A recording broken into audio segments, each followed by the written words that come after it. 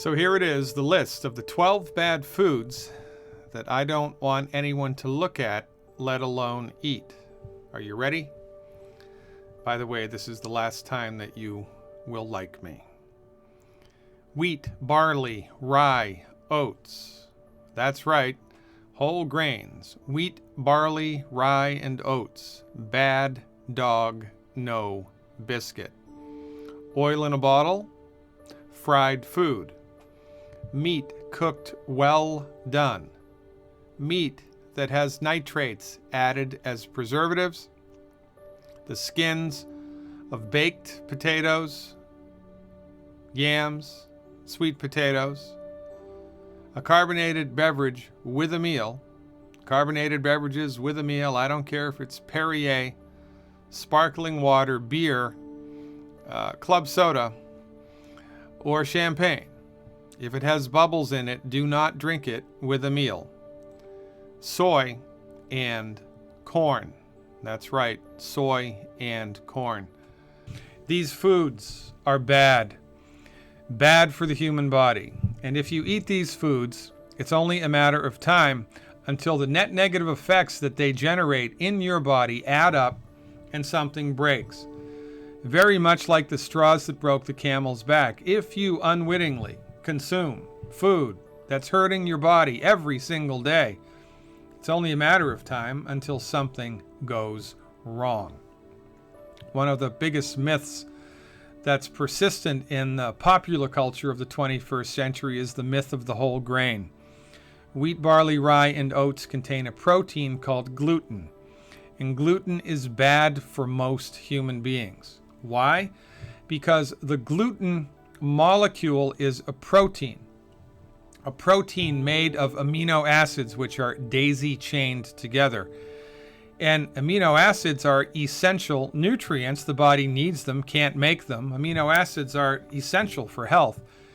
It's the job of your stomach to break apart the amino acids inside the gluten protein, liberating the amino acids, giving your body access to the amino acids that make up gluten. But the chemical bonds that hold the amino acids together inside of the gluten protein are very difficult, if not impossible, for your stomach acid to digest.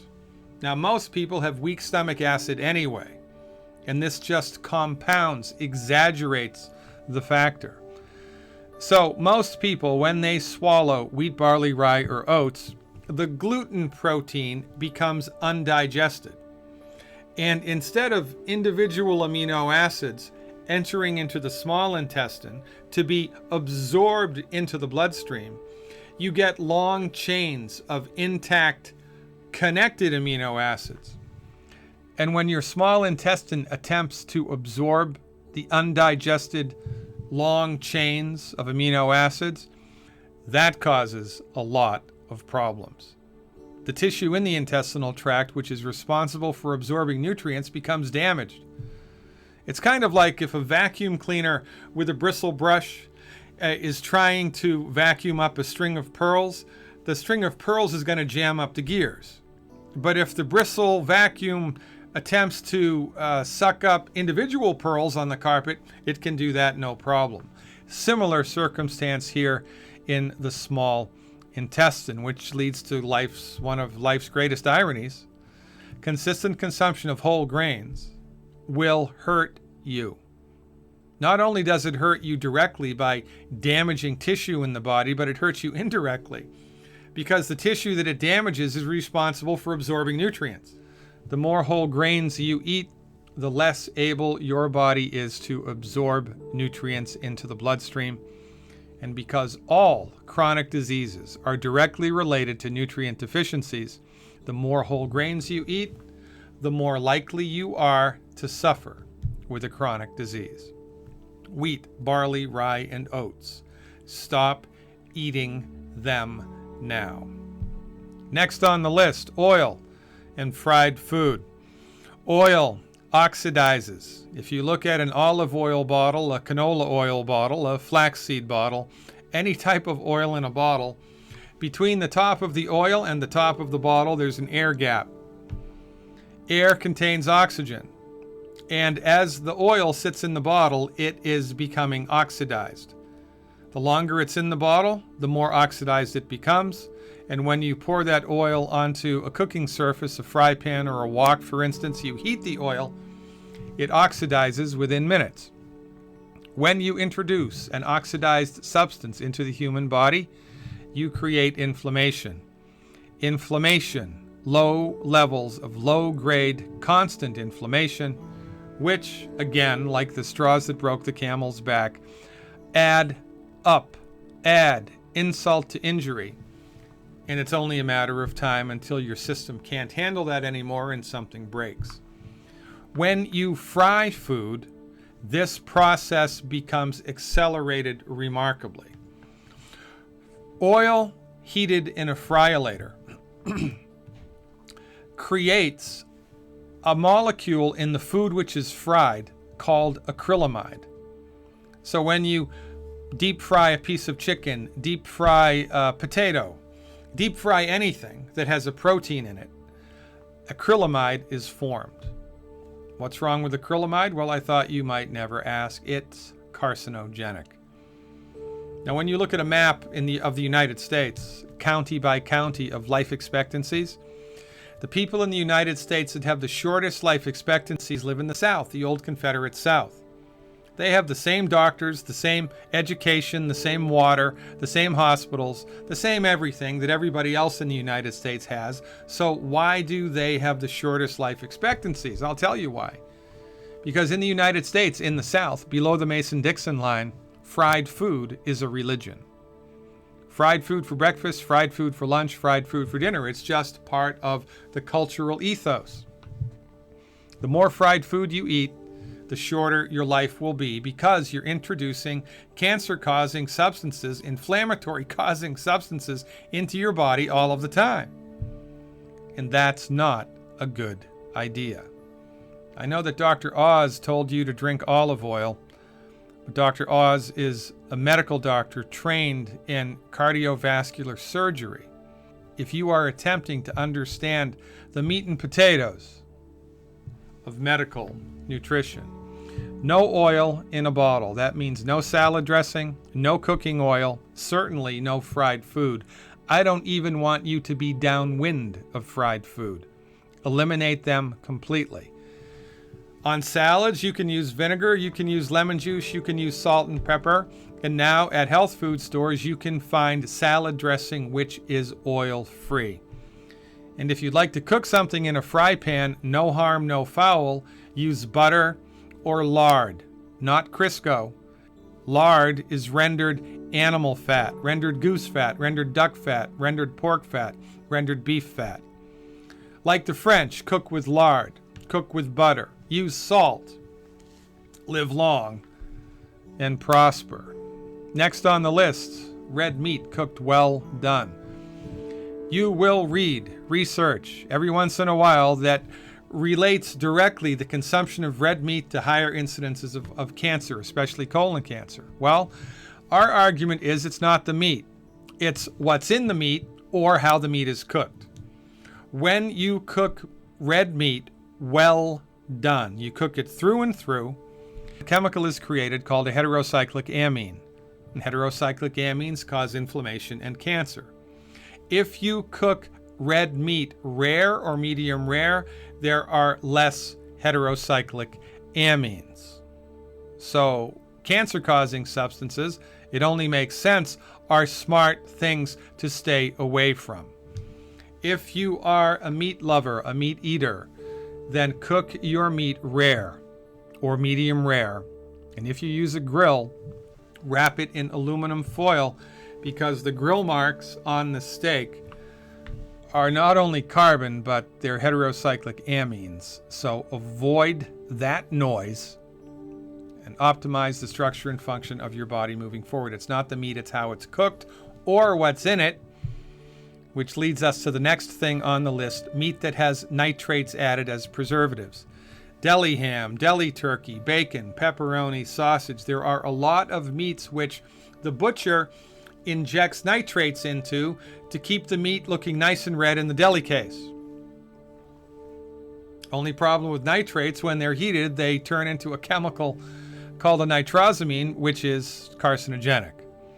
So our recommendation, avoid meat that's been injected with nitrates. This is easier than you think. If you shop at Whole Foods, all the meat that's available in a Whole Foods marketplace is nitrate free. If you have a local butcher, tell your butcher that you have an allergy to nitrates. You don't.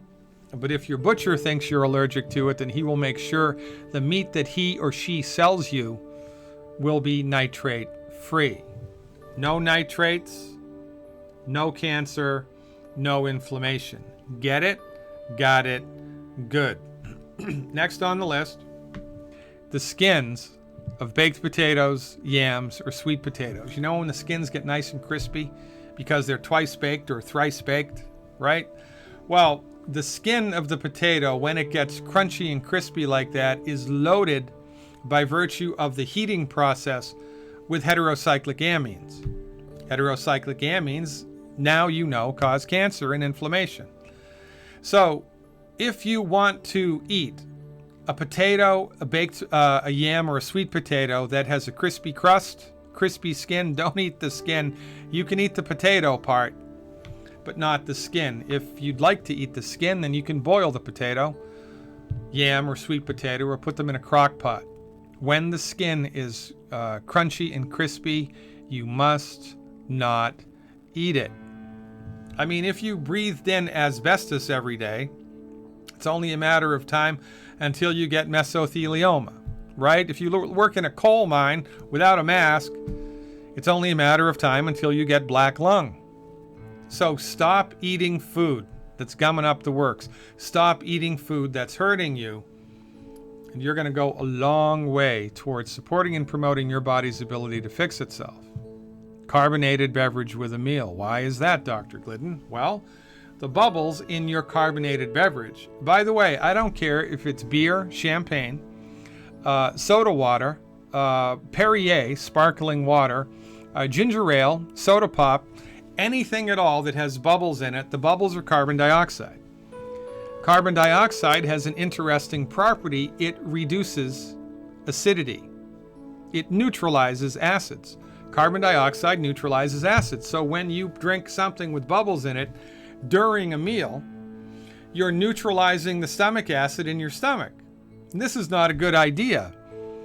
In a healthy stomach, your stomach acid should be so strong that if you chopped off a finger and swallowed it, your stomach would digest it down to the bone. Your stomach is a bag of acid. The stronger the acid, the better. But when you drink a carbonated beverage immediately before or during a meal, you impede the digestive process of the stomach by neutralizing the stomach acid. Most people have weak stomach acid anyway, because in order to have strong stomach acid, you must be salting your food liberally. Your body needs the chloride that's in the salt to make strong hydrochloric acid. And you also need calcium in order to have the acid squirted into the stomach from the chief cells in the stomach. Chief cells make the hydrochloric acid and they squirt them out into the stomach. If you're calcium deprived, deficient in the trace mineral calcium, the introduction of hydrochloric acid into the stomach will be compromised. Now, most people have been told by their medical doctor to be on a salt-restricted diet, and most people are deficient in calcium. So most people's stomach acid is weak to begin with, and then when you pour a carbonated beverage into the stomach on top of weak acid, it's super weak, and you're not going to digest hardly anything out of your food. Soy and corn. That's right, soy and corn. These are recent additions to the list. Previous to October 2015, we considered 10 bad foods. We have recently added corn and soy to the list, and here is why. Corn and soy are amongst the most genetically modified, genetically engineered foods available on planet Earth, and they are abundantly, copiously, profusely sprayed with an herbicide called Roundup scientific name for which is glyphosate. Recent data released by the World Health Organization, of all places, the World Health Organization, classifies Roundup as a carcinogen, a cancer-causing agent, and research also links directly the use of genetically engineered food, the consumption of genetically engineered corn and genetically engineered soy with 4 different types of cancer and deaths from high blood pressure, deaths from stroke. Let's look at the numbers. This first chart here shows the incidence of liver and bile duct cancer, liver and bile duct cancer. The red line, which you'll see going across the chart, is incidence of these types of cancer when Roundup has been applied to corn or soy, whether it was genetically engineered or not. The blue line shows rates of cancer when people have consumed genetically engineered corn and soy. So you can have naturally occurring corn and soy that's had Roundup sprayed on it, and or you can have genetically engineered corn and soy that has or has not had Roundup applied to it. That's what the red and the blue lines signify. The yellow bars, the vertical bars on this chart, are the incidence of the different types of cancer.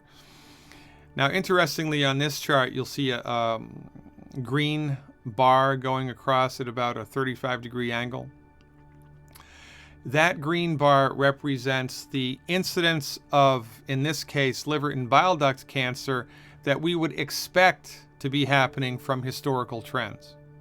What we would expect to see happening from historical trends.